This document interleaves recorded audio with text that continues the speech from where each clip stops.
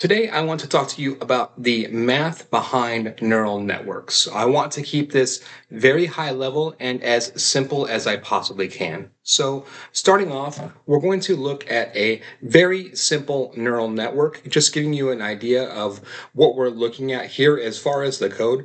It's a three-layer neural network. So we have three layers for the inputs, two hidden layers, and then an output layer. So one output layer, and then it's just so a total of six nodes essentially, or six perceptrons.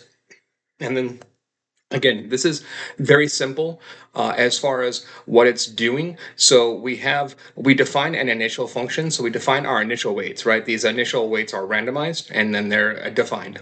And then once we do that, we define how exactly we're going to train the model. So in this instance, we use forward propagation and backward propagation. And this is important, and we're going to dive a bit deeper into this, but just note that the data passes forward through these layers, and then it also passes back. So it goes input, hidden layer, and then output, and then it goes output, hidden layer, input.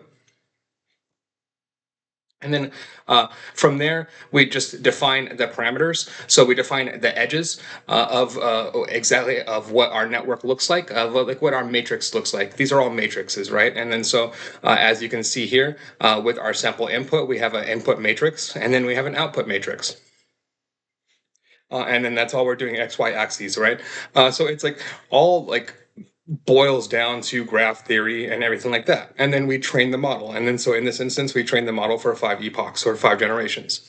And then so after each epoch, we can see that these weights are adjusting slightly. If you go through here, you can see each generation, these weights are a little bit different. And the model is adjusting these weights itself based off of the feedback that it's getting from each generation of this training, right? Again, it'll pass the data through forward and then backwards, and then based off of that, the model adjusts itself and it adjusts its weights.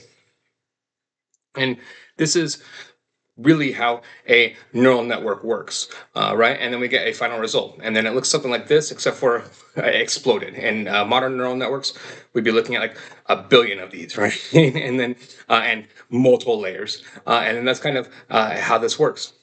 But so within this, what I want to explain, and the bottom line is that as we've progressed through building AI models, we've gotten to where we are now with the transformer model. And then within that, we've added a lot of mathematical complexity to this. And then so when people talk about maybe and perhaps and probably that current like transformer and LLM model technology is not the full advanced future, it's because like mathematically it's just not. And there's too much mathematical complexity added to this, and that's what I want to showcase here, right? So let's take a step back in this instance, and then let's look at some of these mechanisms that add complexity to this, right? And then so this is our neural network. And then so this is what AI was like through the 1980s. This was, so back propagation was invented in the 1980s. This is so the backward mechanism. And then up until about like 2000, this is what we had, the 2000s, right? And then in 2017 is when the attention mechanism was added. And then what we're looking at here is a simple attention mechanism. And then again, this all boils down to matrices and graph theory. And so if you're familiar with like graphs and matrices within math, you're far ahead of everyone, because that's all this boils down to at the end of the day. So with the attention mechanism, we add more matrices, and then we add more matrices for our output layer, in this instance our decoder, right?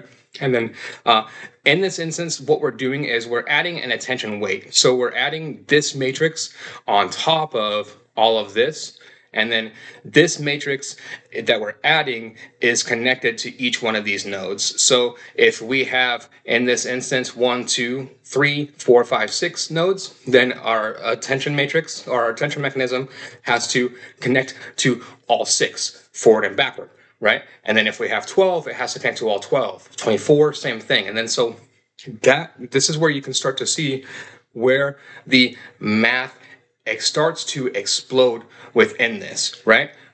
So every single time that we have to connect something, or we add or we double this, because of this equation is always doubling the math. And there's no way around that. And then we have another equation that is doubling the math within this as well, that I mentioned at the top of this, which is that we have a forward and a backward layer, right? And that backward layer was added in the 1980s. But that backward layer literally doubles the math, right? So you go from forward to backward, it's a doubling. Whereas this equation can actually more than double the math. Because if you go from, let's say from like 6 layers to 24 layers, that's quadrupling the math, right? And then so you can do that multiple times, an infinite amount of times. And then what you get as a result of this is not mathematically complex as long as you keep it simple, right? So this is a simple output of attention weights. And then what it does is it adds this layer on top, and then it allows us to like essentially boil down and to focus the model on a certain area where we want the model to focus on. And then in this instance here.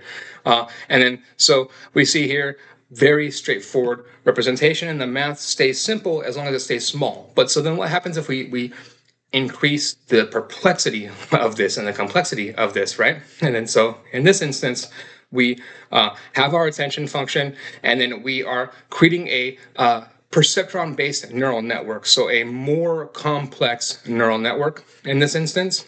And then in this instance, we're only utilizing one perceptron. So I want to showcase here in the math here, what we're looking at, how you would build a singular perceptron, right? So taking a step back in this first instance, as far as the complexity. And then for all of neural networks, you can either define them to do two things: to predict the outcomes of things or to classify things. And then so in this instance, we're training our perceptron, our singular perceptron, to classify, right? So we want it to be a classifier. And then in this instance, we're just building matrix arrays, right? And NumPy arrays in this instance. And then it's all boils down to math and then graphing. So we're creating a mesh grid, and then we're creating points and plots on the graph, and then we're training the model on those points and plots on the graph. And then we have our matrix arrays or our NumPy arrays for our inputs and our outputs. And then we train our singular perceptron on the data, and then we're plotting the results. And then we get our singular perceptron here. And then so the basis and the point of this is to show you that this is the most simplistic math that you can get within a model, right? This is only a forward pass, so no backward pass. And then this is just one perceptron. So our basic math and our base level math is matrices with only going one direction. And then so when we are adding back propagation, we're adding math on top of this. When we're adding an attention mechanism, we're adding math on top of this. And then so let's take this a step further, and then let's look at what all of this does when we combine it into a transformer. And then so in this instance, we're going to do like the same thing as the perceptron. We'll look at a singular transformer mechanism, right? Like one transformer model. But one transformer is far different than one perceptron, because there is so much going on within one transformer, right? Within one transformer, you have your forward propagation, your backwards propagation, your attention weights, your attention mechanism, and then the function that defines that. So within this, we have a lot more complexity, and this is all additional math that we're adding on top of our basic math that is already accounted for within this equation down here, right? So this plus all of this is what gets us to transformers. And then this is adding a lot, right?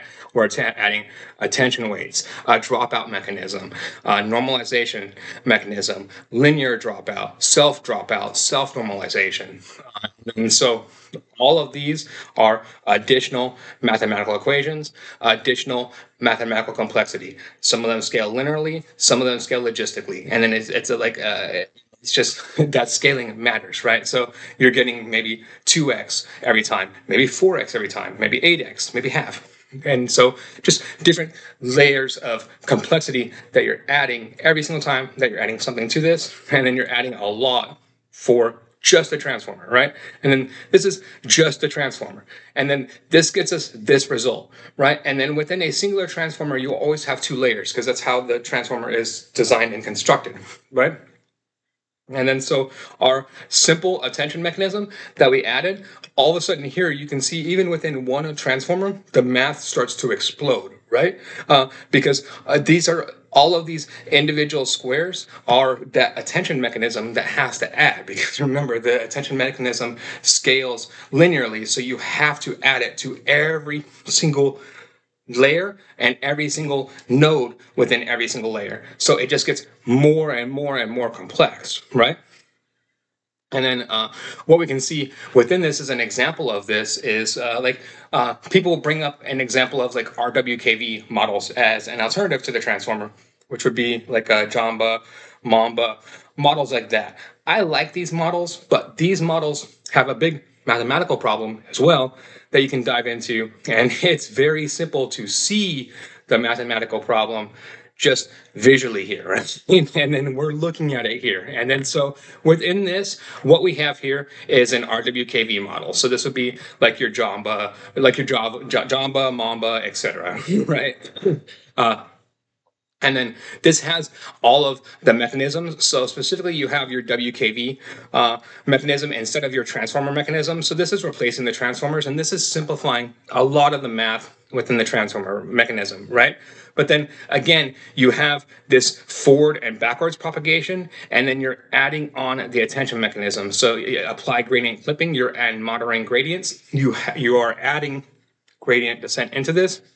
And then that's where we get this, right? And then this is a problem that you get with these types of models of exploding gradients, which is that all of this is fine when you're dealing with smaller data sets, smaller tokens, right? Because then you don't have a lot of these little numbers that come up as opposed to the attention as a part of the attention mechanism. But as you scale up, let's say memory, the size of the conversation, etc., this explodes. And you can see that, like just looking at it, right, that this is going to explode very quickly. If we double this, it's a lot more. If we double it again, it's a lot more, etc.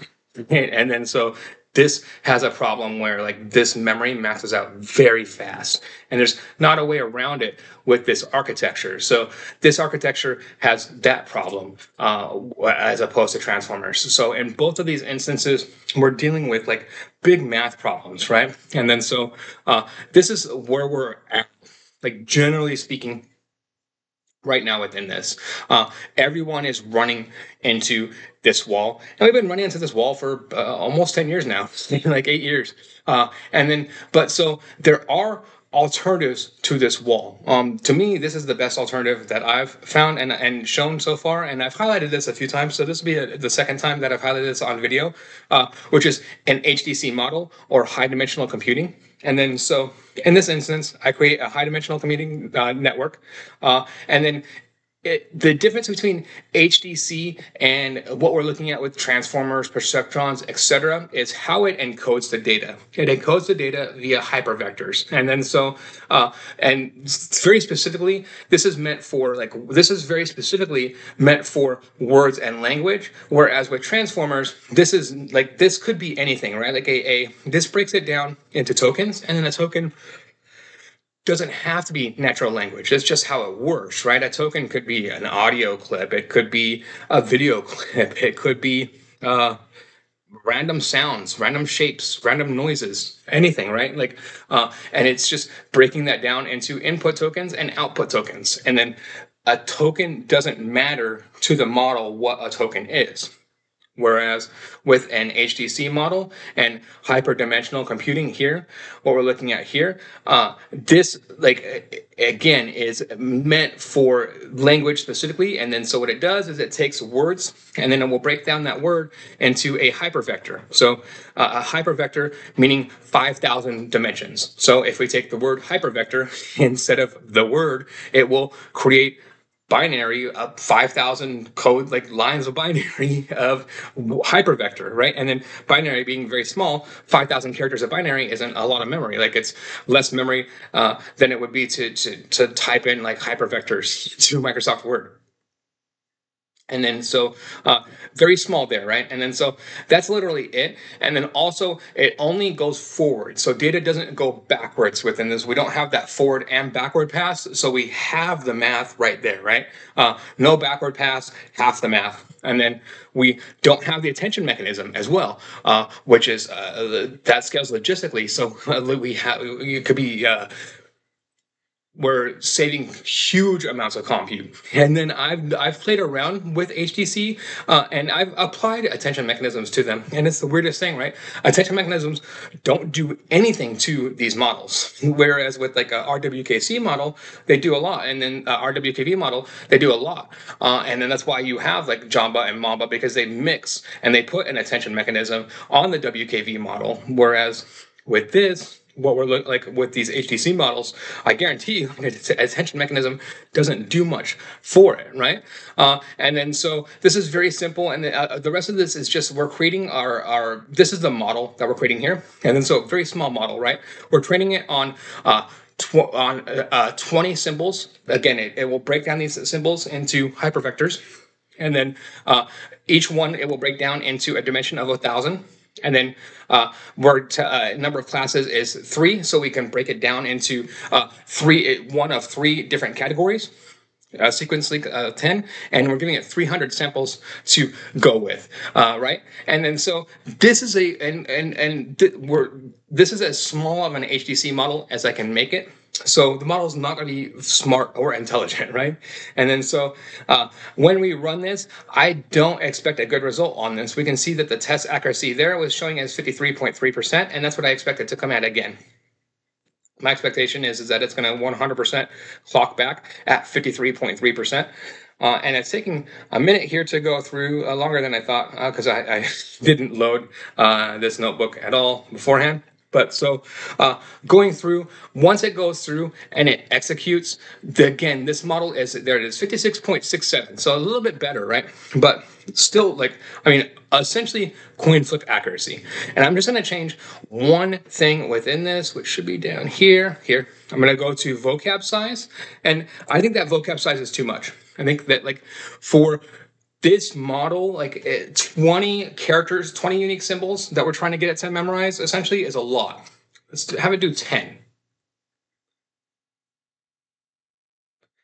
83.3%. Drastic increase, right? And then so do these models learn? Is there anything actually going on here? I mean, to me, these are simple tests that you can do, right? Just by changing the vocab size from 20 to 10, we go from coin flip accuracy to general accuracy, and then how I to pass, really passing, B average, right? And then so how I look at this is a student. Let's imagine that you are a third grader. There's a third grader at a desk, right? And then I say, okay, third grader, here is a bunch of geometry problems. I'm just going to throw these at you, and then you go do these geometry problems. Third grader is going to get, and it's it's A or B. Third grader is going to get a coin flip accuracy, right? And if I say, hey, okay, here's a bunch of addition and subtraction problems, go at them, it's going to get 83% accuracy, right? And it's the same thing. It's overwhelming the model or not overwhelming the model is how I look at it, right? I look at it as this same exact thing and this same concept here. But so I'll name this notebook, I'll share this notebook, and leave a description to it in the description of this video. If you like this type of content, please like and subscribe.